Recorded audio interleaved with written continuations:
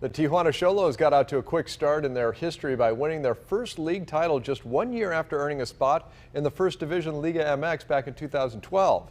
That championship sparked the interest of a St. Augustine High School graduate who made a documentary about the team's quick rise.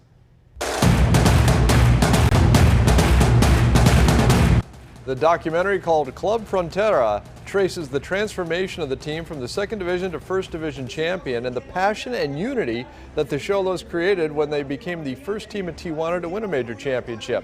It's a 4-part series that began tonight on Fox 5, and earlier I spoke with writer, producer, director Chris Cashman, who says his ultimate goal was to cast a positive light on one of his favorite cities in the world. I've been going down there since I was a kid. My parents embraced the culture.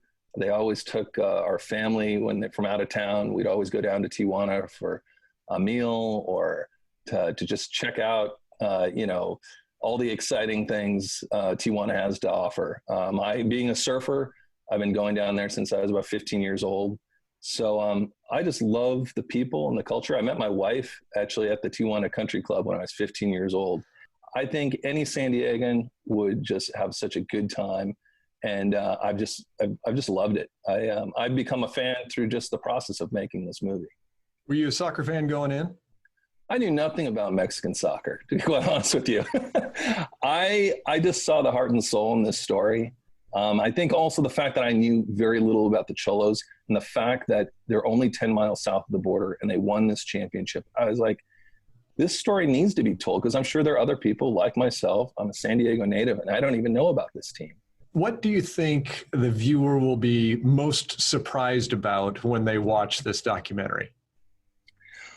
I think the viewers will be most surprised by how many Americans actually do cross and watch these games every Friday night. 33% of the people that attend a Xolos game are American citizens. It's amazing. It's unlike any sport event I've ever been to in my entire life. And several of the front office execs with the Xolos actually grew up playing soccer together in Coronado, one of the many things I learned watching part 1 of that documentary tonight.